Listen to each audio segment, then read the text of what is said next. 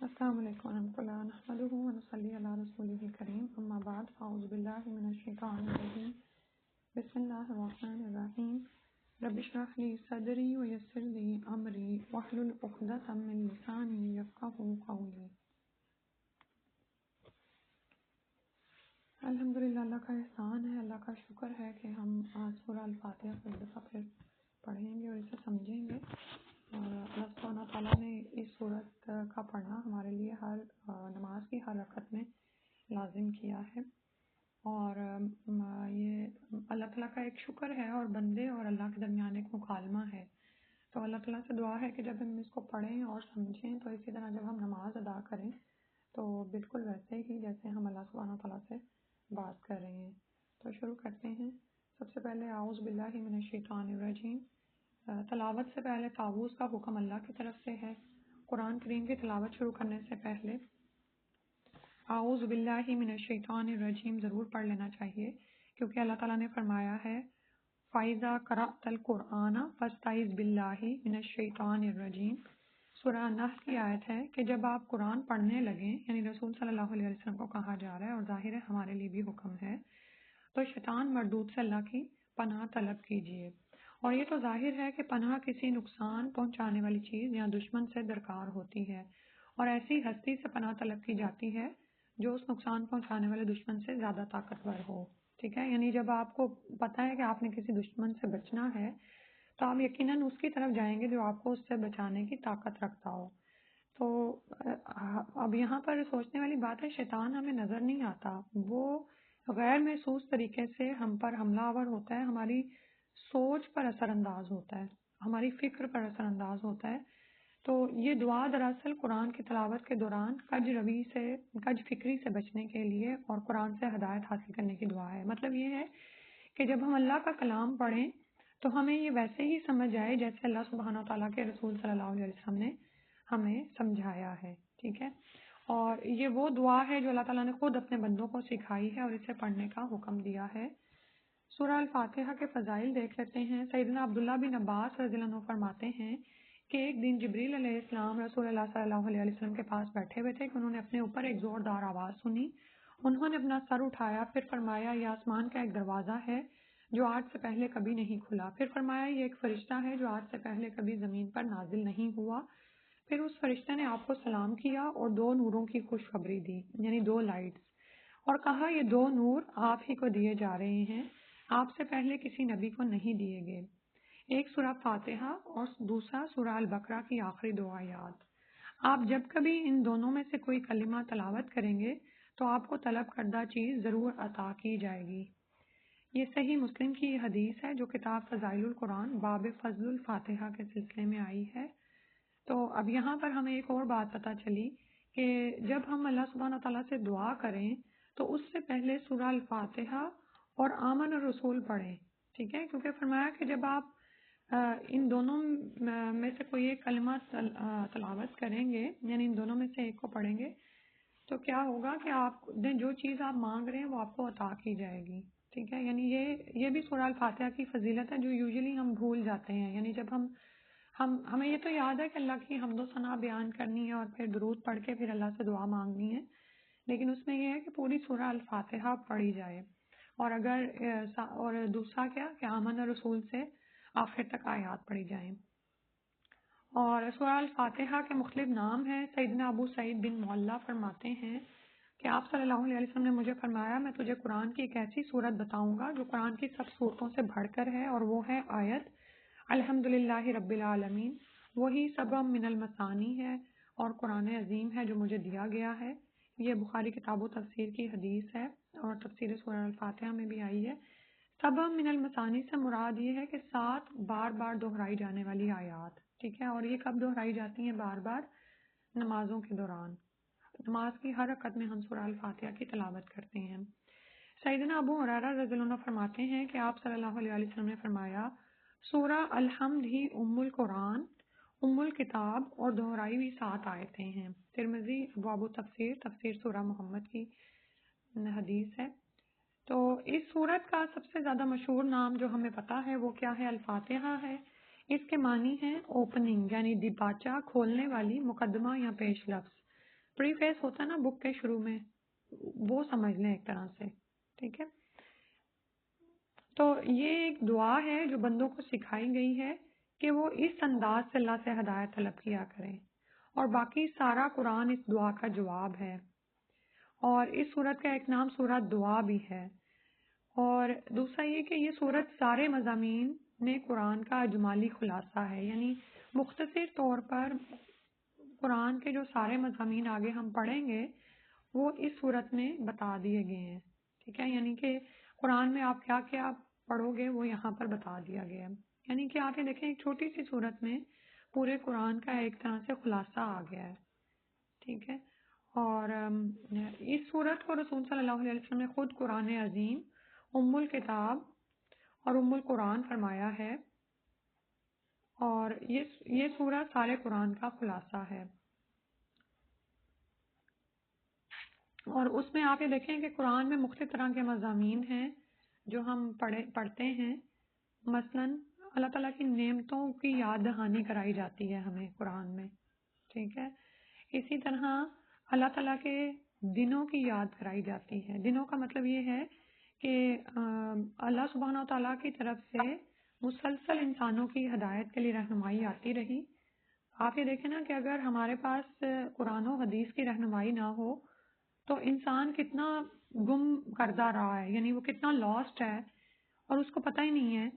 اور نعوذ باللہ یہی صورتحال ہو جائے گی قیامت کے قریب کہ جب لوگ اس کتاب سے ہدایت ہی نہیں لیں گے اور انہیں پتہ ہی نہیں چلے گا کہ انہوں نے زندگی میں کیا کرنا ہے، تو نعوذ باللہ پھر وہ سرے راہ وہ کام کریں گے جو جانور کرتے ہیں، ٹھیک ہے.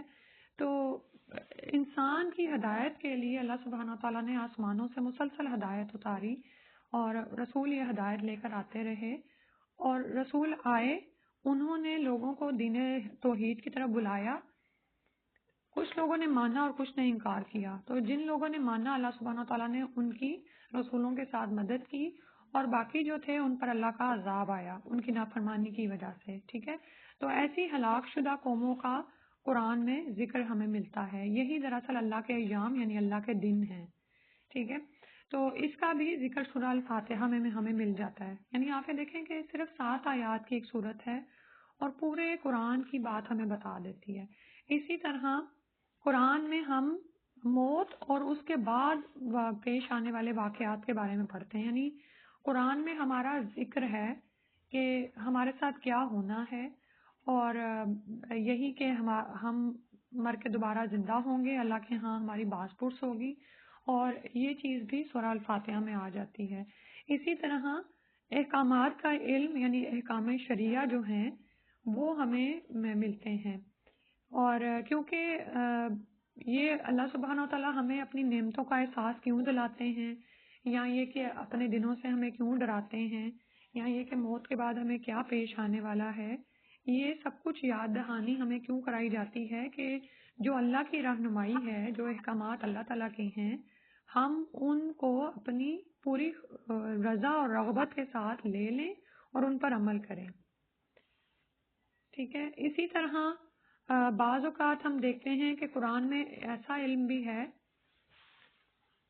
کہ جو گمراہ لوگ ہیں ان کے عقائد، جو باطل عقائد ہیں ان کا رد کرتا ہے قرآن، ٹھیک ہے. یعنی ایک طرح سے ہم دیکھتے ہیں کہ حق اور باطل کا ایک مباحثہ یعنی بحث بھی ہوتی ہے قرآن میں، یہ مضمون بھی سامنے آتا ہے، ٹھیک ہے. تو یہ ساری جو چیزیں ہیں ہم دیکھتے ہیں کہ ہمیں سورہ الفاتحہ میں ملتی ہیں.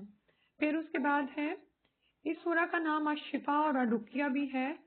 اور یہ جو اوپر میں نے آپ کو سارے علوم بتائے نا، انہوں نے ایک ایک آیت کے حوالے سے بھی بتا دیا ہے کہ سورہ کی پہلی 3 آیات یعنی بسم اللہ الرحمن الرحیم الرحمن الرحیم تک اللہ تعالیٰ کی ربوبیت عامہ اور رحمت کی وسعت کا ذکر ہے. یعنی اللہ تعالیٰ رب ہیں، ٹھیک ہے، اور وہ سارے مخلوقات کے رب ہیں، ان کو پالنے والے ہیں اور ان کے تمام معاملات کو دیکھنے والے ہیں، اور اللہ تعالیٰ کی رحمت ہر مخلوق کے لیے عام ہے، ٹھیک ہے. یعنی یہ اللہ تعالیٰ کی نعمتیں ہیں جن کا ذکر سورہ الفاتحہ کی پہلی آیات میں آ جاتا ہے کہ بسم اللہ الرحمن الرحیم الحمدللہ رب العالمین الرحمن الرحیم.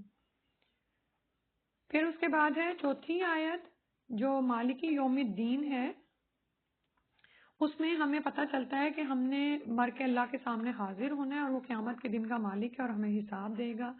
اسی طرح 5ویں آیت کہ ایاک نعبد و ایاک نستعین سے ہمیں کیا پتہ چلتا ہے کہ اس میں ہمیں احکامات ملتے ہیں کہ عبادت بھی اللہ کی اور ہر معاملے میں رہنمائی بھی اللہ ہی سے لینی ہے، اسی سے مدد طلب کرنی ہے۔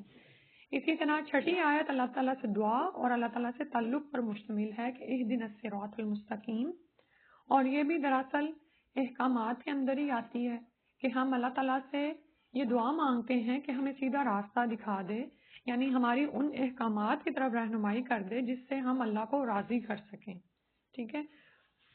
اور اس کے علاوہ 7ویں آیت میں اللہ تعالیٰ کے دنوں کا ذکر ہے کہ جن قوموں نے اللہ سبحانہ تعالیٰ کی بات نہیں مانی، بلکہ جن لوگوں نے مانی انعمت علیہم، اللہ تعالیٰ نے ان پر انعام کیا، اور پھر جن لوگوں نے نہیں مانی غیر المغضوب علیہم، یہ وہ لوگ ہیں جن پر اللہ کا غضب نازل ہوا، والضالین، اور کچھ وہ ہیں جنہوں نے اللہ تعالیٰ کی طرف سے آئی ہوئی ہدایت کو لیا ہی نہیں، یعنی علم پر بھی نظر نہیں کی انہوں نے، ٹھیک ہے۔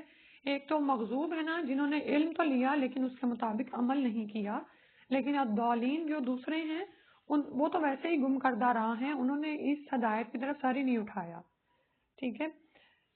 تو یعنی اس میں خلاصہ کیا ہے کہ انسان صرف ایک اللہ کی عبادت کرے جس میں کسی بھی قسم کے شرک کا شائبہ تک نہ ہو، ٹھیک ہے، یعنی ایاک نعبد و ایاک نستعین۔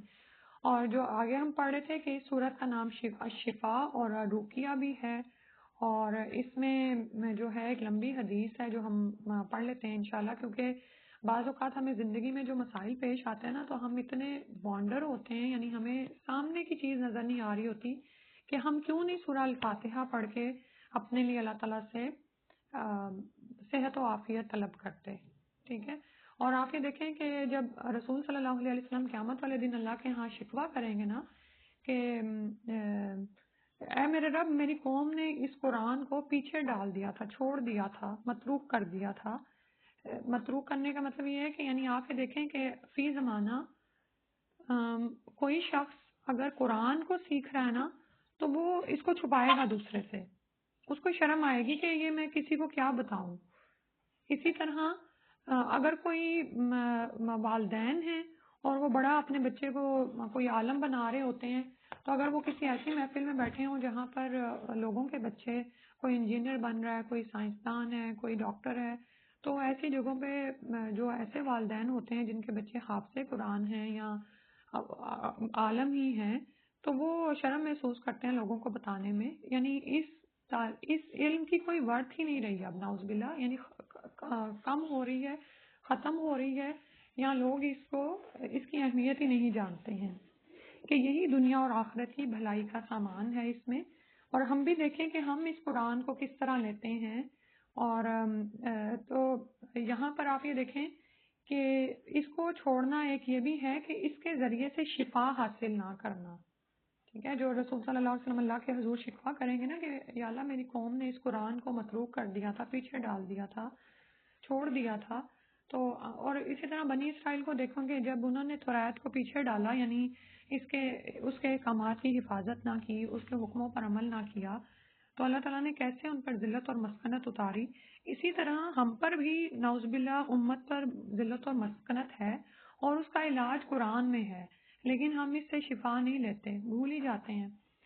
تو نہ صرف یہ ہماری جسمانی بیماریوں کے لیے شفا ہے بلکہ روحانی بیماریوں کے لیے بھی ہے، اور رقیہ بھی ہے، یعنی اس کے ذریعے سے آپ دم بھی کر سکتے ہیں۔ تو اس میں حدیث دیکھ لیتے ہیں، سیدنا ابو سعید خدری رضی اللہ عنہ کہتے ہیں کہ آپ صلی اللہ علیہ وسلم کے کئی اصحاب عرب کے ایک قبیلہ پر پہنچے جنہوں نے ان کی ضیافت نہ کی، یعنی ان کو کھانا نہیں کھلایا، تو اتفاق سے ان کے سردار کو بچھو نے کاٹ لیا۔ وہ صحابہ رضی اللہ عنہ کے پاس آئے اور کہنے لگے، تم میں سے کسی کے پاس بچھو کے کاٹے کی کوئی دعا یا منتر ہے؟ یعنی اگر کوئی میڈیسن وغیرہ ہے، یا کوئی منتر کا مطلب یہ ہے کہ کوئی الفاظ پڑھ کے جو دم کیا جاتا ہے۔ انہوں نے کہا ہاں ہے، مگر چونکہ تم نے ہماری ضیافت نہیں کی، یعنی ہمیں کھانا نہیں کھلایا، اس لیے ہم اس کا معاوضہ لیں گے، یعنی ہمیں پھر اس کی اجرت دو، یعنی کوئی ویج وغیرہ دو۔ تو انہوں نے چند بکریاں، ایک دوسری روایت کے مطابق 30 بکریاں دینا قبول کی۔ ایک صحابی خود ابو سعید رضی اللہ عنہ نے سورہ فاتحہ پڑھنا شروع کی، وہ سورہ فاتحہ پڑھ کر پھونک مار دیا کرتے، چند دنوں میں وہ سردار اچھا ہو گیا، یعنی جس کو بچھو نے کاٹا تھا۔ حسب وعدہ قبیلہ کے لوگ بکریاں لے آئے تو صحابہ رضی اللہ عنہ کو تردد ہوا، یعنی اب وہ ذرا مشکوک شک میں پڑے کہ آیا یہ معاوضہ لینا بھی چاہیے یا نہیں، یعنی ہم اب یہ پیسے لیں کہ نہیں، کیونکہ انہوں نے اللہ کی کتاب سے دم کیا تھا اور ان کو اب یہ ڈاؤٹ ہو گیا، ٹھیک ہے، اور کہنے لگے کہ جب تک ہم نبی صلی اللہ علیہ وسلم سے پوچھ نہ لیں یہ بکریاں نہ لینا چاہیے۔ انہوں نے آپ صلی اللہ علیہ وسلم سے پوچھا تو آپ صلی اللہ علیہ وسلم نے فرمایا تمہیں یہ کیسے معلوم ہوا کہ سورہ فاتحہ منتر بھی ہے؟ وہ بکریاں لے لو اور ان میں سے میرا حصہ بھی نکالو۔ اور ابن عباس کی روایت میں ہے کہ جب صحابہ مدینہ پہنچے تو کسی نے کہا یا رسول اللہ صلی اللہ علیہ وسلم، اس شخص یعنی ابو سعید خدری رضی اللہ عنہ نے کتاب اللہ پر اجرت لی ہے۔ آپ صلی اللہ علیہ وسلم نے فرمایا انا احق ما اخذتم علیہ اجرن کتاب اللہ، تمہارے لیے اجرت کی سب سے زیادہ مستحق تو اللہ کی کتاب ہی ہے۔ بخاری کتاب الطب و رقا میں آئی ہے یہ حدیث۔ اور باب الرقا یعنی رقیہ کرنا، مطلب کیا ہے کس کا؟ اجرت؟ اجرت مینس ویج، یعنی کہ پیسے لینا۔ جیسے آج کل آپ قرآن پڑھائیں اور یہاں ویسے تو وہ اس میں نہیں آئے گا کیونکہ یہ تو انہوں نے بطور دم کے استعمال کیا ہے، ٹھیک ہے، تو لیکن اس میں یہ بھی ہے کہ اگر آپ کوئی قرآن بھی سکھاتا ہے دوسرے کو تو وہ اپنے وقت کا واپس اجرت لے رہا ہوتا ہے، تو کیونکہ اس کا تو کوئی مول ہی نہیں ہے ان الفاظ کا، تو یعنی اس سے ہمیں یہ پتہ چلتا ہے کہ سورہ الفاتحہ کے ذریعے رقیہ کیا جا سکتا ہے۔ رقیہ کا مطلب یہ ہے دم کیا جا سکتا ہے، یہ مسنون دم ہے، ٹھیک ہے۔ اور جیسے وہ نعوذ باللہ اس کو آپ جادو یا جھاڑ پھونک میں نہیں لیں گے کیونکہ اس میں غلط کلمات استعمال کیے جاتے ہیں۔ آپ دیکھیں کہ جادو بھی دراصل کیا ہے، چند الفاظ کو ہی بولا جاتا ہے نا، لیکن وہ نجس کلمات ہوتے ہیں اور شرکیہ اس میں کلمات ہوتے ہیں اور وہ شیطانوں کے سکھائے گئے ہوتے ہیں، ٹھیک ہے۔ تو سورہ الفاتحہ اللہ کا کلام ہے اور اس میں اتنی تاثیر ہے کہ اس کے ذریعے سے بیماریوں کا علاج کیا جا سکتا ہے، روحانی کیا جسمانی بھی، کیونکہ آپ یہ دیکھیں کہ یہ جو بچھو نے کاٹا ہے تو یہ سامنے ہی نظر آ رہی تھی، یہ ظاہری بیماری تھی لیکن اس کا بھی علاج ہے، لیکن بات وہی ہے کہ ہمارا یقین کتنا ہے اس پر، ٹھیک ہے۔ تو اس کے بعد ہے کہ ہم سورہ الفاتحہ ہر نماز کی رکعت میں پڑھی جاتی ہے، ٹھیک ہے، اور اگر کوئی اس کی تلاوت نہیں کرتا تو اس کی نماز نہیں ہوئی، ٹھیک ہے، کیونکہ آپ یہ ہاں یہ ہے الا یہ کہ کسی کو کچھ بھی یاد نہ ہوتا ہو تو پھر اس کے لیے تو ہے نا کہ کچھ پڑھتا رہے، یعنی تسبیح کرتا رہے، تحلیل کرتا رہے، یعنی الحمدللہ کہتا رہے اور اللہ اکبر کہتا رہے، لیکن ادروائز کسی کے لیے یہ نہیں ہے کہ وہ اس کو نہ یاد کرے اور اس کے بغیر کتاب یعنی نماز پڑھے، ٹھیک ہے۔ اور اب اس میں نا کافی لمبی تفسیر ہے لیکن انشاءاللہ میں اس پہ تھوڑی سی بس بات کر لیتے ہیں۔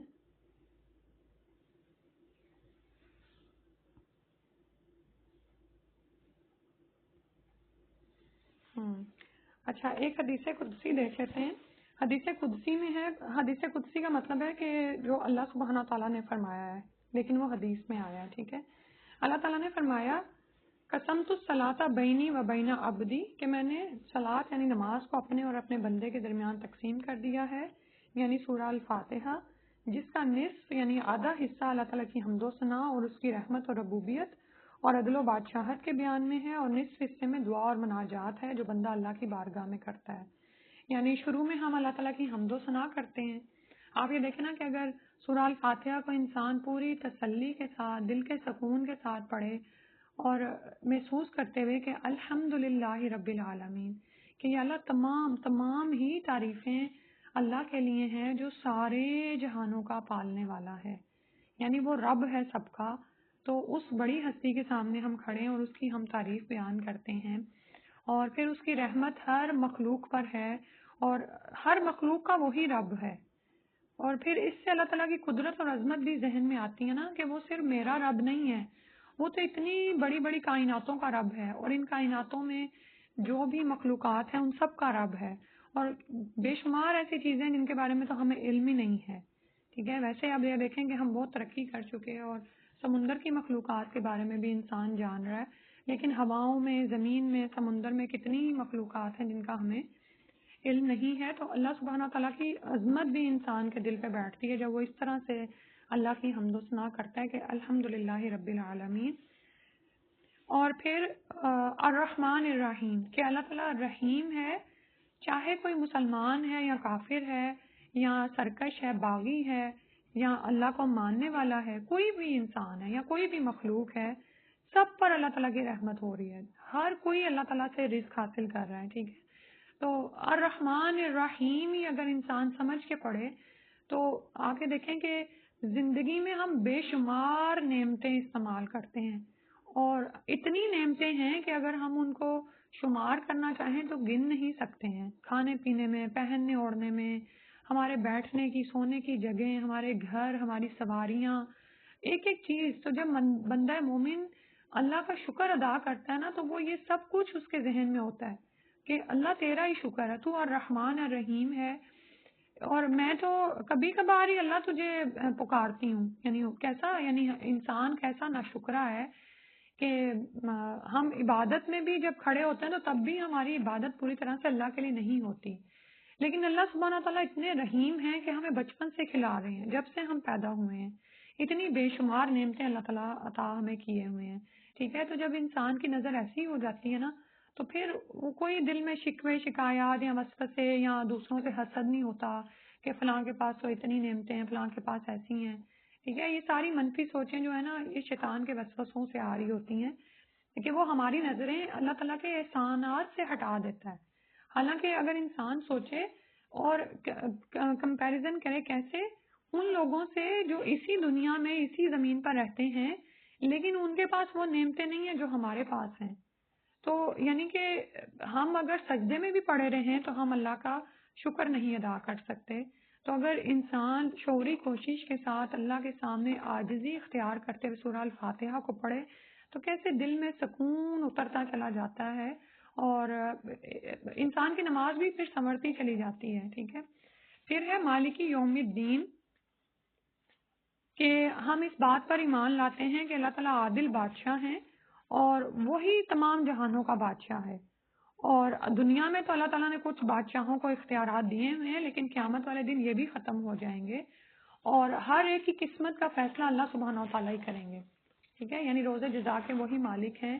اللہ تعالیٰ ہی فیصلہ کریں گے کہ کون جنت میں جائے گا اور کون جہنم میں. یعنی یہ میرے یا آپ کے فیصلے پر نہیں ہوگا. ادروائز تو ہمارا انسانوں کا کیا حال ہے کہ ہم خود کو ہر وقت مظلوم ہی سمجھتے رہتے ہیں اور ہم سمجھتے ہیں کہ ہم پر بڑا ظلم ہو گیا اور فلاں نے میرے ساتھ اچھا نہیں کیا، فلاں نے بھی اچھا نہیں کیا. اور اگر ہمارے ہاتھوں میں اختیار ہو تو ہم تو زمین پر کسی کو سانس نہ لینے دیں. ٹھیک ہے، اسی طرح قیامت والے دن بھی اگر اللہ ہمارے ہاتھوں میں اگر انصاف دے دیں تو پھر تو کیا قیاس برپا ہو. تو ایسا نہیں ہوگا. اللہ سبحانہ تعالیٰ قیامت کے دن کے مالک ہیں اور یہ بات انسان کو مطمئن اور پرسکون کر دیتی ہے کہ میں دنیا میں اچھا کرتا جاؤں، مجھے تو اللہ سے اپنے عمل کا بدلہ لینا ہے. اور یہ اچھا، اس میں یہ نہیں ہے کہ کوئی وہ جو عیسائیوں کی اپروچ ہے کہ اگر کوئی آپ کو مارے تو آپ دوسرا گال پیش کر دو. نہیں، ایک ممکن حد تک آپ جتنا دوسروں کو ان کی لمٹس میں رکھ سکتے ہیں آپ رکھیں گے، کیونکہ بعض اوقات ہوتا ہے نا کہ آپس میں ہی لوگ بہت ظلم کر رہے ہوتے ہیں. تو بعض اوقات پھر مظلوم کیا کرتا ہے کہ یا تو وہ حد سے بڑھ جاتا ہے یا پھر بہت ہی زیادہ پست ہوتا چلا جاتا ہے. تو ہمیں دین نے یہ نہیں سکھایا بلکہ ایک متوازن راہ دکھائی ہے کہ جس حد تک ممکن ہو دوسروں کے ظلم سے بھی بچو لیکن خود ظالم نہ ہو جاؤ. یعنی کسی کے ظلم کا یا کسی نے کوئی اگر آپ کے ساتھ غلطی کر بیٹھا ہے تو اس کے ایسی سزا نہ دو کہ اللہ کے ہاں تمہاری پکڑ ہو جائے. صحیح ہے. تو اور تو پھر یہ بات انسان کو کتنا سکون دیتی ہے نا کہ انسان ایک حد تک کوشش کرتا ہے لیکن اس کے بعد چیزوں کو چھوڑتا جاتا ہے کہ ٹھیک ہے مجھے میرے عمل کا جواب دینا ہے اللہ کے ہاں، اور دوسرے جو کر رہے ہیں وہ اللہ کے ہاں خود ہی بدلہ پا لیں گے. ٹھیک ہے، اور اسی طرح بعض اوقات کیا ہوتا ہے کہ ویسے ہمارے اختلافات ہوتے ہیں، دین کے معاملے میں بہت زیادہ اختلافات ہوتے ہیں تو وہ بھی کیا ہے، ان سب کا بھی مالک اللہ ہی ہے، وہی ان کا بہترین فیصلہ کرنے والا ہے اور یہ سب کچھ قیامت کے دن ہو جائے گا. ٹھیک ہے، اور یہ چیز انسان کو نا زندگی میں فرسٹریشن سے بھی نکال دیتی ہے اور اس کو بوسٹنگ سے بھی نکال دیتی ہے. یعنی نہ تو وہ اپنے اچھے عمل پہ بہت زیادہ متکبر ہوتا ہے اور نہ ہی وہ اپنے یعنی کہ دوسروں کے ظلم پر فرسٹریٹڈ ہوتا ہے. ٹھیک ہے, وہ سب کچھ اللہ کے سپورٹ کرتا چلا جاتا ہے. پھر اس کے بعد آپ دیکھیں کہ اگلا جو آدھا حصہ ہے اس میں ہم اللہ تعالیٰ سے مناجات کرتے ہیں کہ یا اللہ ہم تیری ہی عبادت کرتے ہیں, تجھی سے مدد مانگتے ہیں, تو ہمیں سیدھا راستہ دکھا دے اور ان لوگوں کا راستہ جن پر تو نے انعام کیا. اور یہ انعام یافتہ لوگ کون ہیں؟ جو کہ رسول صلی اللہ علیہ وآلہ وسلم کے ساتھ صحابہ کرام ہیں, اور اسی طرح ہر نبی کی امتوں میں سے جو ایمان لے آئے انبیاء کے ساتھ ساتھ. ٹھیک ہے, انبیاء ہیں, صدیقین ہیں, شہداء ہیں اور صالحین ہیں. یعنی انبیاء ہو گئے, صدیقین جنہوں نے ان کی گواہی دی, صداقت کی گواہی دی, انبیاء کی رسالت کی, اور شہداء ہیں جو شہید بھی ہوئے, اور شہید کا مطلب ہی گواہ ہونا ہوتا ہے. ٹھیک ہے, یعنی حق کی گواہی دی, جیسے ہم اشہد ان لا الہ الا اللہ پڑھتے ہیں نا, واشہد ان محمد رسول اللہ. اور صالحین کون ہیں؟ نیکوکار لوگ ہیں, کسی بھی امت کے جو نیکوکار انبیاء پر ایمان لے آئے. ٹھیک ہے, تو اللہ سبحانہ تعالیٰ نے ہمیں قرآن میں مختلف ایسے واقعات دکھائے ہیں, یعنی سنوائے ہیں کہ یعنی اللہ کی طرف سے ہدایت آئی, جن لوگوں نے تو مانا تو اللہ تعالیٰ نے ان پر انعام کیا, اور دوسرے کچھ ایسے تھے المغضوب جن تک علم آیا اور انہوں نے علم لیا, بعض اوقات علم کو بہت سیکھا, لیکن اپنی جو انا تھی, تکبر تھا, اس نے ان کو عمل نہیں کرنے دیا. ٹھیک ہے, اور وہ شیطان کے راستے پر چل پڑے.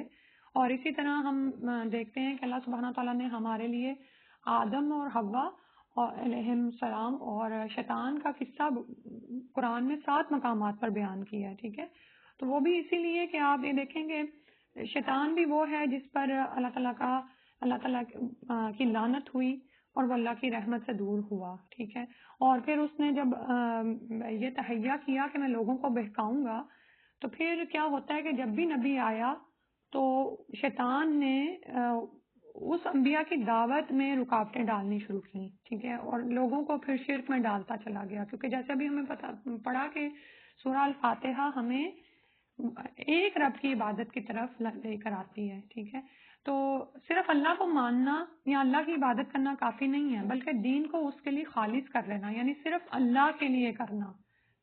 کیونکہ بہت سی ایسی اقوام ہیں جیسے مشرکین مکہ ہی ہیں جنہوں نے جو اللہ کو مانتے تھے اور اللہ تعالیٰ کے کچھ احکامات کو بھی مانتے تھے, لیکن ساتھ ساتھ اپنے دیوی دیوتاؤں کی بھی عبادت کرتے تھے, اور اللہ کے اختیارات میں نعوذ باللہ فرشتوں کو بھی شریک ٹھہراتے تھے اور کچھ دیوی دیوتاؤں کو بھی شریک ٹھہراتے تھے. ٹھیک ہے, تو پھر وہ لوگ جو کہ شیطان کی راہ پر اور باطل راہ پر چل پڑے, انہوں نے انبیاء کی دعوت کو سنا بھی اور علم بھی حاصل کیا, لیکن اس کے مطابق عمل نہیں کیا. تو اللہ سبحانہ تعالیٰ سے ہم دعا کرتے ہیں, مناجات ہوتا ہے کہ اللہ تعالیٰ سے سرگوشیاں کرنا. ٹھیک ہے, کہ یا اللہ وہ لوگ جن کا یہ انجام ہوا ہمیں ان کے راستے پر نہ چلانا. کیونکہ اب یہ دیکھیں کہ جب ہم علم حاصل کرتے ہیں نا, تو شیطان ہمیں اس تکبر میں ڈالتا ہے, اس غرور میں ڈالتا ہے کہ دیکھو تمہیں تو اتنا کچھ پتا ہے. ٹھیک ہے, اور پھر ہم لوگوں پر لک ڈاؤن اپون کرتے ہیں کہ یہ اس کو اتنا نہیں پتا ہے, یہ کیا اس طرح کیوں کر رہی ہے, یا ایسے ہوتا ہے نا بعض اوقات. تو ہمیں اس سے بھی بچنا ہے. پھر ہے الضالین, کہ ہم اللہ سبحانہ تعالیٰ ہمیں ان لوگوں کے راستے سے بھی بچا لے جن پر یعنی جو گمراہ ہو گئے, جنہوں نے اس علم کو لینا ہی نہیں پسند کیا. بعض اوقات ایسا ہوتا ہے کہ آپ خواتین کو کہتے ہیں نا کہ آئیں تھوڑا قرآن سیکھتے ہیں, تو وہ کہتی ہے ہمیں پہلے ہی پتا ہے, ہمیں پتہ ہے کیا کرنا ہے. حالانکہ یہ تو وہ گائیڈنس ہے جو ہمیں مرنے تک چاہیے. یعنی ہم ایک دن کچھ سیکھ کے ہم یہ نہیں کہہ سکتے کہ ہمیں سب کچھ پتا ہے. تو بعض اوقات ایسا بھی ہوتا ہے کہ انسان کو کوئی ہدایت دے رہا ہوتا ہے لیکن وہ لینا ہی نہیں چاہ رہا ہوتا, اور وہ اپنے دلوں کو ہی بند کر لیتا ہے. وہ کہتے ہیں میرے پاس تو پہلے ہی بہت علم ہے, میں تو پہلے ہی بہت سیکھا ہوا ہوں, یہ تم مجھے کیا دے رہے ہو, 1400 سال پرانی کتاب کا علم جو آج اپلیکیبل بھی نہیں ہے. نعوذ باللہ لوگ ایسی باتیں کرتے ہیں. ٹھیک ہے, تو وہ اس علم کو بھی لینا گوارا نہیں کرتے, لیکن ایسے لوگ پھر اپنا ہی نقصان کریں. تو ہم اللہ تعالیٰ سے دعا کرتے ہیں کہ نہ تو ہمیں المغضوب میں شامل کریں اور نہ ہی الضالین میں. آمین. ٹھیک ہے, اور اس سورہ کے اینڈ پہ آمین کہنا جو ہے وہ بھی مسنون ہے. اللہ سبحانہ تعالیٰ ہمیں توفیق عطا فرمائیں کہ جب ہم اس سورہ کو اپنی نماز میں پڑھیں تو حاضر ناظر ہو کر, یعنی کہ باقاعدہ شعوری کوشش کریں کہ ہم اللہ تعالیٰ سے کیا کہہ رہے ہیں. آمین یا رب العالمین. اور ترجمہ آپ تھوڑا سا دیکھ لیتے ہیں. ویسے تو میرا خیال ہے اوبویس ہے، لیکن پھر بھی الحمد جو ہے یہاں پر دیکھیں الف لام آ رہا ہے تو یہ معرفہ ہے، یعنی کہ خاص کیا گیا ہے کہ ساری کی ساری نعمتیں للہ، اللہ کے لیے ہیں، رب جو پالنے والا ہے. اور رب کے معنوں میں 3 چیزیں شامل ہیں: خالق پیدا کرنے والا، مالک یعنی آنر اون کرتا ہے وہ ہمیں، اور معبود یعنی جس کی عبادت کی جائے، جس کی طرف ہر مشکل میں جایا جائے، محبت کے ساتھ اس کی طرف بڑھا جائے، اس کی طرف پناہ حاصل کی جائے. ٹھیک ہے. اور خالق نہیں، رب کے معنوں میں خالق، مالک اور مدبر ہے. مدبر کا مطلب ہوتا ہے کہ جو تدبیر کرتا ہے سارے امور کی، یعنی اسی کے حکم سے سارے امور چلتے ہیں. مطلب یہ ہے کہ تمام تر مخلوقات کا اس کے بعد آ رہا ہے العالمین. عالم کا مطلب یہ ہوتا ہے کہ کوئی ایک جہان. جیسے جب ہم انسان بولتے ہیں نا تو ہمارے ذہن میں سارے انسان آ جاتے ہیں کہ اچھا یہ ایک جنس ہے. اسی طرح ہم اگر جن کہیں گے یا فرشتہ کہیں گے، اس طرح اللہ تعالیٰ کے بہت سارے جہان ہیں اور ان سب کا پیدا کرنے والا اللہ ہے اور وہ ان کا مالک ہے. یعنی مالک کون ہوتا ہے کہ ہم اس کی مانتے ہیں اور ہم اس سے کبھی بھی آزاد نہیں ہیں. یعنی یہ کوئی یہ نہیں کہہ سکتا کہ میں اب پیدا ہو گیا ہوں تو میری مرضی میں جو مرضی کروں. ٹھیک ہے. اور پھر یہ ہے کہ مدبر ہے، یعنی وہ ہمارے تمام معاملات کی تدبیر وہی کرتا ہے. ٹھیک ہے. اور اس سے ہمیں تقدیر کا فلسفہ بھی سمجھ آتا ہے کہ اس نے ہمیں پیدا کر کے چھوڑ نہیں دیا، بلکہ ہماری زندگی، ہماری موت، ہمارا رزق، ہمارا سب کچھ اللہ سبحانہ تعالیٰ کے اختیار میں ہے. پھر الرحمن الرحیم. راہ میم اس کا روٹ ہے، رحم سے بھی ہے اور رحم بھی ہے جس کی وجہ سے رحم مدر ہوتا ہے نا، ماں کے رحم میں بچہ پرورش پاتا ہے. اور جب ماں اس کو تکلیف کے ساتھ جنم دیتی ہے تو اس کے بعد پھر وہ اس کے ساتھ اس کا ایک بانڈ پیدا ہو جاتا ہے، ایک محبت ہوتی ہے اس کو. ٹھیک ہے. تو اس سے ذرا اس کو سمجھنے کو. آپ نے رب کے 3 معنی بتائے، ایک پیدا کرنے والا اور مالک اور مدبر. مدبر وہ جو ہمارے ہر معاملات کا اختیار رکھتا ہے، تدبیر کرتا ہے، مطلب یعنی کہ وہ پلانر ہے، اس کو چلاتا ہے. پلانر. جی. یعنی اللہ نے ہی پیدا کیا ہے اور اس نے پیدا کر کے کسی کے حوالے نہیں ہمیں کر دیا کہ اب کوئی اور اس کی تدبیر کرے گا، بلکہ اللہ سبحانہ تعالیٰ ہی ہمارے تمام چیزوں کے مالک ہیں. اور اس سے آپ یہ دیکھیں کہ ہمیں یہ بھی سمجھ آتی ہے ہماری طرف جو بھی فیصلہ آتا ہے نا اللہ کی طرف سے، خیر کا، شر کا، زندگی میں ہم کتنے ہی مراحل سے گزرتے ہیں، کبھی ہمیں خوشی ملتی ہے، کبھی غم ہوتا ہے، تو یہ سب کے سب اللہ کی طرف سے ہوتے ہیں. تو مومن تو پہچان جاتا ہے کہ اللہ کی طرف سے کوئی آزمائش یا کوئی چیز ہے، لیکن جو تو شکوہ کرنے والے ہوتے ہیں وہ کیا کہتے ہیں کہ مجھ پہ یہ مصیبت کیوں آ پڑی، میرے پہ کیوں آئی ہے یہ، میں تو یعنی. اور پھر وہ جن لوگوں کی طرف سے آئی ہوتی ہے، یعنی ظاہر ہے اللہ تعالیٰ کسی نہ کسی کو بیچ میں بھی تو ہم ایک دوسرے کے لیے امتحان ہیں. ٹھیک ہے. یعنی مثلا اگر سڑک پہ کوئی ایکسیڈنٹ ہو گیا تو ہوا تو اللہ کی طرف سے ہے. اب دیکھا جا رہا ہے کہ آپ اس میں کیا ری ایکشن شو کرتے ہو. تو ایک تو یہ ہوتا ہے کہ لوگ آپس میں بات چیت کرتے ہیں اور اس کو جانے دیتے ہیں، لیکن کچھ لوگ ایسے ہوتے ہیں کہ اگلے کو چھوڑتے ہی نہیں ہیں. وہ حالانکہ بیچارہ اگر سوری بھی کر رہا ہو تو وہ انڈرسٹینڈ ہی نہیں کرتے، وہ کہتے ہیں ہاں تم نے یہ کیوں کیا. تو لیکن مومن کیا کرتا ہے، اس کو پتا ہوتا ہے کہ مجھ پر جو بھی بلا آئی ہے، جو یہاں پھر یہ کہ کوئی نعمت بھی آئی ہے، وہ اللہ سے ہی جڑتا ہے، اللہ کی طرف ہی جاتا ہے، کیونکہ اس کو پتا ہے کہ سب کچھ تو میرے ساتھ اللہ سبحانہ تعالیٰ ہی کر رہے ہیں. ٹھیک ہے. پھر الرحمن میں جو ہے یہ بھی سپرلیٹیو ڈگری ہے کہ اللہ تعالیٰ سب کے لیے رحمان ہے. دنیا میں آپ دیکھیں مسلمان ہو یا نان مسلم، سب پر اللہ سبحانہ تعالیٰ کا خاص فضل ہو رہا ہے. اور لیکن الرحیم کیا ہے کہ اللہ تعالیٰ رحیم صرف آخرت میں مسلمانوں پر ہوں گے، یعنی وہ لوگ جنہوں نے اللہ تعالیٰ کی دعوت پر لبیک کہا ہوگا. اور اللہ تعالیٰ نے دنیا میں رحمت کو پھیلایا، لیکن اس کو اور صرف ایک حصہ اللہ کی رحمت کا دنیا میں ہے، جس کی وجہ سے ہم دیکھتے ہیں کہ کتنی زیادہ نعمتیں ہیں جس سے ہم مستفید ہوتے ہیں. ٹھیک ہے. حتیٰ کہ جانور بھی اپنے بچوں پر رحم کرتے ہیں. اور اللہ تعالیٰ کی رحمت کے 100 حصے ہیں، باقی 99 جو ہیں وہ اللہ کے ہاں ہیں اور جو ایک حصہ دنیا میں ہے نا اس کے ساتھ وہ ملا کے اللہ تعالیٰ وہ آخرت میں مومنین کے لیے خاص کر دیں گے.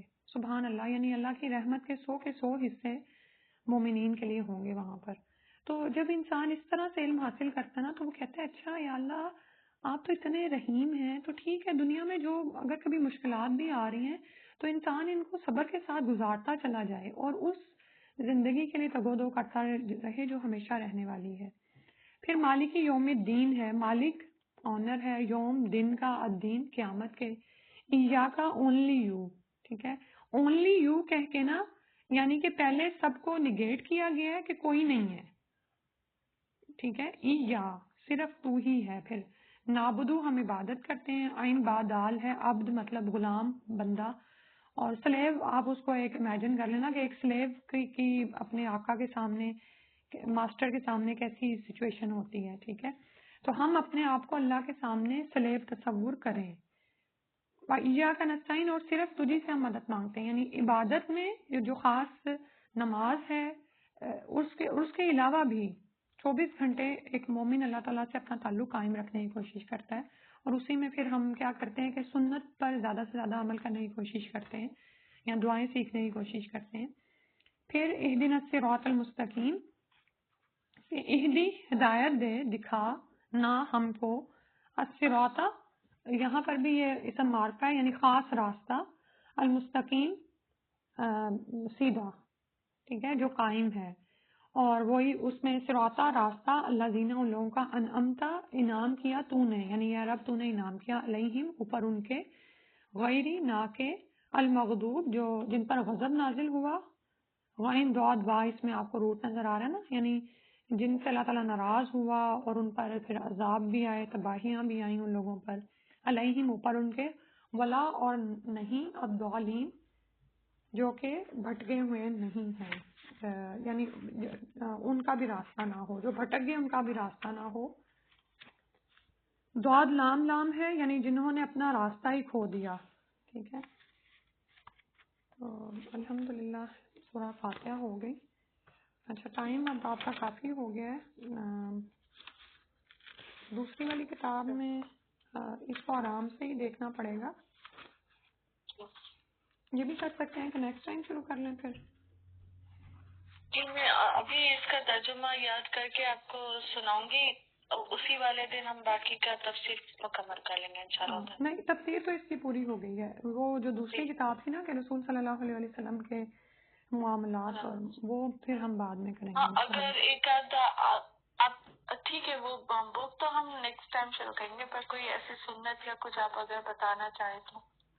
سنت میں نے آپ کو وہی جو ابھی ذکر کی نا کہ جیسے ہم ابھی میں نے اس کتاب کو تو نہیں شروع کیا, میں بھی یہ کسی اور پیٹرن پہ لکھی ہو, لیکن میں نے جو آپ کو ابھی صبح کی سنت کا بتایا نا, اور وہ ہماری ہر لحاظ سے بہت اہم ہے وہ چیز کہ ہم فجر کے وقت اٹھیں. ٹھیک ہے, نماز اور اس کے بعد اللہ کا ذکر کرنا بہت ضروری ہے. اور جو صبح کے اذکار ہیں, اور اس میں آپ یہ دیکھیں کہ ایک تو وہ اذکار ہے نا جو ہم نماز کے بعد کرتے ہیں, ہر نماز کے بعد ہیں. اس کے علاوہ جب ہم رسول صلی اللہ علیہ وسلم پر یعنی صبح کے اذکار میں جو چیزیں شامل ہیں اس میں آپ یہ دیکھیں کہ جب ہمیں بتایا گیا ہے کہ جب ہم نبی صلی اللہ علیہ وسلم پر ایک بار درود بھیجتے ہیں تو ہم پر 10 رحمتیں آتی ہیں. ہم ایک دفعہ ان کے لیے رحمت کی دعا کرتے ہیں تو اللہ تعالیٰ ہمارے لیے 10 دفعہ رحمتیں بھیجتے ہیں. تو جب اللہ کی رحمت آ جائے تو انسان کے لیے معاملات کتنے آسان ہو جاتے ہیں. تو بعض اوقات سارے دن میں آپ کو نا وقت نہیں مل پا رہا ہوتا کہ آپ درود پڑھیں, تو صبح کے وقت ہی لازم کر لیں کہ وہیں پر 10 دفعہ. اب اگر تو آپ درود ابراہیم پڑھ لیں تو اچھا ہے, لیکن اگر آپ چھوٹا سا بھی درود پڑھ دیں صلی اللہ علیہ وسلم, اللہم صلی وسلم وبارک علی محمد, ٹھیک ہے, یہ پڑھنا ہم اپنا لازم کر لیں. کیونکہ اگر ہم کچھ چیزیں کچھ اوقات کے ساتھ اٹیچ کر دیں نا یعنی باندھ دیں تو وہ ہو جاتی ہیں, نہیں تو ہم وانڈر ہی پھرتے رہتے ہیں, سارا دن ختم ہو جاتا ہے اور کام نہیں ہوتا ہے نا ایسے. تو یہ سب کے ساتھ ہی ہے. تو پھر ہم کیا کریں کہ صبح جہاں پر بیٹھے ہوئے وہیں پر ہی جیسے 3 دفعہ وہ اذکار بھی ہے نا, سبحان اللہ و بحمدہ عدد خلقہ و رضا نفسہ و زینت عرشہ و مداد کلماتہ. یہ 4 کلمات ہیں اور اللہ کو بہت محبوب ہیں. اور اس میں اللہ کی حمد و ثنا بہت زیادہ ہے. تو یہ 3 دفعہ کہنے ہیں. زیادہ وقت نہیں لگتا. یہ جو اب میں آپ کو چیزیں گنوا رہی ہوں یہ بولنے میں شاید زیادہ ٹائم لگے لیکن زیادہ وقت نہیں لگتا. لیکن ہمیں شیطان کرنے نہیں دیتا. اول تو ہمیں مشکل سے نماز کے لیے ہم اٹھتے ہیں لیکن اس کے بعد نماز کے بعد پھر ہمیں وہ ذرا ڈاؤن کر رہا ہوتا ہے. لیکن آپ نے بس یاد رکھنا ہے کہ یہ میں خود کو تسلی دینی ہے کہ تھوڑی سی دیر کی تو بات ہے, مجھے ابھی یہ کرنا ہے. ٹھیک ہے, تو یہ والے اذکار کر لیں. اس کے علاوہ درود کو لازم پکڑ لیں. اور استغفار کی تسبیح اگر پوری تسبیح نہیں کر سکتے تو 3 دفعہ یا 10 دفعہ. ٹھیک ہے, کیونکہ استغفار کرنے سے زمین و آسمان سے برکتوں کے دروازے کھل جاتے ہیں, رحمتیں آتی ہیں, یعنی رزق آتا ہے. ٹھیک ہے, اور تسبیح میں بھی رزق ہے. مخلوق کا رزق تسبیح میں ہے لیکن ہم تسبیح تو نہیں کرتے, ہمیں اپنا دن شروع کرنے کی ہو جاتی ہے. حالانکہ اگر ہم روزانہ کے 5 منٹ نکال لیں تو کچھ بھی نہیں ہوگا. دیکھیں جس رب نے ہمیں رزق دینا ہے ہم اس کی حمد و ثنا تو کریں. جو باتیں اللہ کی طرف سے ہم تک پہنچی ہیں ہم ان کو تو یاد رکھیں. ٹھیک ہے, تو تسبیح میں ہر مخلوق کا رزق ہے. اور ہم دیکھتے ہیں کہ بس جنوں اور انسانوں کو اختیار کی آزادی ہے تو ہم کرتے نہیں, ادروائز ہر مخلوق تسبیح کرتی ہے. اور مومنین میں سے بھی, انسانوں میں سے بھی بہت سے لوگ ہیں جو اللہ کی تسبیح بیان کرتے ہیں. تو سبحان اللہ و بحمدہ یہ اور استغفر اللہ پڑھ لیا جائے. اور صبح اگر ایک دفعہ لا الہ الا اللہ 100 دفعہ جو ہے پڑھ لیا جائے تو اس عمل کو کرنے والے سے کوئی آگے نہیں بڑھ سکتا. یعنی بعض اوقات ہمیں ہوتا ہے نا پہلا کلمہ لا الہ الا اللہ, صرف لا الہ الا اللہ توحید کا جو ہے نا, پھر تو وہ رسالت کی ہے نا, محمد الرسول اللہ. ٹھیک ہے, تو یہ کیونکہ کتنی دفعہ ہمیں جب ہم دین کی طرف آتے ہیں تو ہم کہتے ہیں او فلاں تو میرے سے اتنا آگے ہے اور میں پیچھے. تو ہمیں جب یہ بشارت دی گئی ہے کہ جو ان کو 100 دفعہ پڑھ لے گا اس سے کوئی آگے نہیں نکل سکتا اس دن میں, الا یہ کہ کوئی دوسرا اس سے زیادہ دفعہ پڑھے. ٹھیک ہے, تو یہ کچھ چیزیں ہیں. اب جیسے ہم کہیں جا رہے ہیں تو یعنی نماز کے بعد بعض اوقات لوگ سفر شروع کر دیتے ہیں تو یہ تسبیح تو راستے میں بھی وہ کر سکتے ہیں لیکن پتہ ہونا چاہیے اور انسان کو کمیٹیڈ ہونا چاہیے کہ مجھے کرنی ہے. ٹھیک ہے, اور الحمدللہ سائمہ یہ ہے کہ جب بھی میں نمازیں کرتی ہوں الحمدللہ فجر کے بعد بیٹھ کے یہ سارے اذکار میں کرتی ہوں. الحمدللہ آپ نے جو بنایا, بس شاید درود اور لا الہ کا مجھے نہیں پتا تھا. درود تو پڑھتی ہوں پر اس طرح 10 دفعہ کاؤنٹ کر کے نہیں, بس پڑھ لیتی ہوں میں جتنی دفعہ ہو سکتا ہے الحمدللہ. پر لا الہ کا مجھے شاید بھول گیا تھا, پتا تھا ہوگا بھول گیا تھا. یہ ہے کہ مجھے یہ چوتھے کلمہ کا میں اکثر سمجھی سبحان اللہ و بحمدہ, جو صحیح مسلم حسن المسلم یہ سب میں ہے 100 مرتبہ لا الہ الا اللہ وحدہ لا شریک لہ اور 100 دفعہ سبحان اللہ و بحمدہ. یہ ہے کہ چوتھا کلمہ 100 مرتبہ نہیں ہو پاتا کبھی, تو اس کا مطلب پھر بھی کمپلیٹ کر لے دن میں جیسے بھی ہو وہ کر لیں یا پھر نہیں. اس میں یہ بھی ہے کہ چاہے ایک دفعہ ہی پڑھ دیں لا الہ الا اللہ وحدہ لا شریک لہ لہ الملک و لہ الحمد وہو علی کل شیء قدیر, یہاں تک ایک دفعہ ہی پڑھ دیں. ایک دفعہ سے زیادہ 10 دفعہ تو پڑھ دیں. ٹھیک ہے, اور اگر پوری تسبیح کر لیں جیسے آپ کہہ رہی ہیں کہ سارے دن میں انسان کر لے. ٹھیک ہے, کیونکہ اس پہ اب مجھے پتہ نہیں کتنے غلام آزاد کرنے کا ثواب ہے. اس پہ نا غلام آزاد کرنے کا ثواب ہے اس والی تسبیح پہ 10 مرتبہ پڑھنے 10 دفعہ پڑھنے پر. ٹھیک ہے, تو انشاءاللہ یہ بھی 100 مرتبہ پڑھنے سے صبح سے شام تک کی حفاظت ہوتی ہے, شام کو پڑھنے سے پھر شام سے اگلے دن صبح تک کی. تو یہ تھوڑا سا بھاری لگتا ہے مجھے, اس کی وجہ سے میں اذکار سے تھوڑا بھاگ جاتی ہوں. تو یہ جیسے بھی ہو اگر دن میں مطلب آگے پیچھے کر کے بھی کمپلیٹ کیا جا سکتا ہے انشاءاللہ. اچھا, اس میں نا آپ یہ دیکھیں کہ ہم پر کچھ چیزیں فرض ہیں جو فرائض کے درجے میں وہ تو کرنی ہے. ٹھیک ہے, اور کچھ چیزیں جو ہیں وہ یعنی کہ مسنون ہیں تو ان کو چھوڑنے کا گناہ نہیں ہے, لیکن اس میں یہ ہے کہ انسان سے وہ عمل زیادہ پسندیدہ ہے جو وہ تھوڑا کرے لیکن ہمیشہ کرے. یعنی ہمیں شیطان بعض اوقات جب ہم دین کی طرف آتے ہیں نا تو ہم بہت زیادہ کر رہے ہوتے ہیں اور وہ پھر کیا ہوتا ہے کہ ہم سے نا مینٹین نہیں ہو پاتا. ٹھیک ہے, تو یہ اب آپ نے یہ بھی سیکھنا ہے کہ اگر ہم اللہ تعالیٰ کی معرفت حاصل کریں تو اس کے ساتھ ساتھ پھر اپنی معرفت حاصل کریں. اس کا مطلب یہ ہے کہ اس کا یہ ہے کہ ہم اپنی ابیلٹیز کو جانیں. ہمارے اوپر ذمہ داریاں کیا ہیں، اللہ تعالیٰ کے کتنے یعنی فرائض ہیں جو ہم نے ادا کرنے ہیں، گھر والوں کی کتنی ذمہ داری ہیں، اور یہ ہر ایک کا اپنا اپنا ہے نا، الگ الگ ہے. تو ہمارے لیے پھر یہ ہے کہ جو بھی عمل آپ کریں اس کی زیادتی اللہ تعالیٰ کو محبوب نہیں ہے، کہ انسان ایک دن تو 100 نفل پڑھ لے اور اگلے دن وہ فرائض کے لیے بھی نہ اٹھے. ٹھیک ہے، تو مطلب ایک مثال دی ہے، مطلب یہ ہے کہ ایک دن تو وہ سارا ہی کتاب کھولے اور پڑھنا شروع کر دے اور سورج بھی نکل آئے اور وہ آرام بھی نہ کرے اور ناشتہ بھی نہ کرے تو اگلے دن وہ سویا رہے. یہ نہیں ہے، بلکہ وہ عمل جو تھوڑا ہو لیکن روزانہ ہمیشہ کیا جائے. ٹھیک ہے، تو اللہ تعالیٰ کو وہ محبوب ہے. اور یہ آپ یہ دیکھیں کہ یہ چیز نا نفس پہ بڑی بھاری پڑتی ہے. جی آپ جو کہہ رہی ہیں صحیح ہے، کیونکہ کبھی کبھی ہوتا ہے پورا دن نکل جاتا ہے عبادت میں، بس کچھ دیر میں قرآن تسبیح یہ سب جاتا ہے، پھر ایسا ہوتا ہے کئی دن کچھ بھی نہیں ہو پاتا. تو صحیح کہہ رہی ہیں آپ کہ میں پہلے فرض پہ پکڑ لوں اور تھوڑے ہی صحیح پر میں اپنے آپ کو اس پہ جما لوں انشاءاللہ تعالیٰ. تو میں آپ یہ دیکھیں کہ ویسے آپ دعاؤں کی کتاب میں اور یہ سب کچھ میں بہت کچھ دیکھیں گی. ٹھیک ہے، لیکن جتنا آپ کر سکیں. اور بعض اوقات یہ ہوتا ہے کہ کچھ چیز روٹین میں ہوتی ہے لیکن کسی دن مصروفیت آ جاتی تو آپ نہیں کر سکتے، تو وہ پھر دن میں کسی بھی وقت ملے وقت تو پورا کر لیں، پھر اسی طرح ہی ثواب ملتا ہے. تو اللہ تعالیٰ سے دعا ہے کہ اللہ تعالیٰ آسانیاں کر دے. تو اسی طرح ہوگا کہ ہو سکتا ہے بہت ساری چیزیں ہم یہ سیکھیں کہ نبی صلی اللہ علیہ وسلم کیا کرتے تھے، لیکن خود کو انڈر ایسٹیمیٹ بھی نہیں کرنا کہ نہیں یہ تو بہت ساری چیزیں ہو گئی مجھ سے تو یہ نہیں ہوتی. اس میں یہی ہے کہ چیزیں جو ہے نا بعض اوقات بتانے میں زیادہ دیر مجھے لگ رہی ہے، ادروائز ایک منٹ پہ ہوتی ہیں بس، اور 5 منٹ میں ہم بہت کچھ کر لیتے ہیں. لیکن اگر ہماری نیت ہو کہ ہم نے کرنا ہے، ٹھیک ہے، اور ہم بعض اوقات ہم ڈیلے کرتے ہوئے نا ٹائم کو ضائع کر رہے ہوتے ہیں. اور حالانکہ اگر ہم ساتھ ساتھ چیزیں یعنی کہ وائنڈ اپ کرتے جائیں نا تو آپ مطمئن بھی ہو جاتے ہیں اور آپ کو سینس آف اچیومنٹ بھی ہوتی ہے میں نے کچھ کر لیا. اس کے بعد آپ کچھ ایسے افعال بھی کر سکتے ہیں جن سے آپ فریش ہو سکیں. یعنی یہ نہیں ہے کہ پھر آپ نعوذ باللہ غیر شرعی اعمال کی طرف کی بات نہیں ہو رہی کہ آپ موبائل پہ یا ان پہ کوئی فرصت کے لمحات میں کوئی ایسی انٹرٹینمنٹ دیکھیں جو اللہ تعالیٰ کی طرف سے حرام ہے یا منع ہے. مومن اپنے اوقات کو ضائع نہیں کرتا، لیکن وہ چیزیں جو آپ کو خوش کرتی ہیں اور وہ اللہ کی حدود میں آتی ہیں، ٹھیک ہے، ان چیزوں میں بھی ٹائم آپ گزار سکتے ہیں تاکہ آپ پھر سے فریش ہو جائیں اللہ تعالیٰ کی عبادت کے لیے.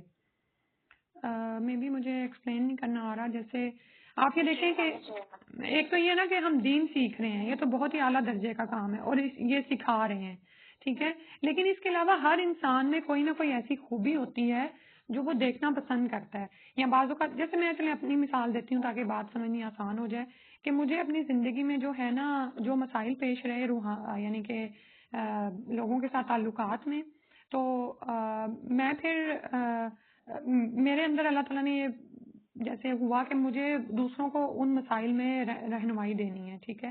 تو پھر سم ٹائمز نا ایسا کوئی لیکچر جو دین پہ تو نہیں ہوتا یعنی لیکن اس میں رہنمائی ہوتی ہے کہ لوگ کاؤنسلنگ کر رہے ہوتے ہیں.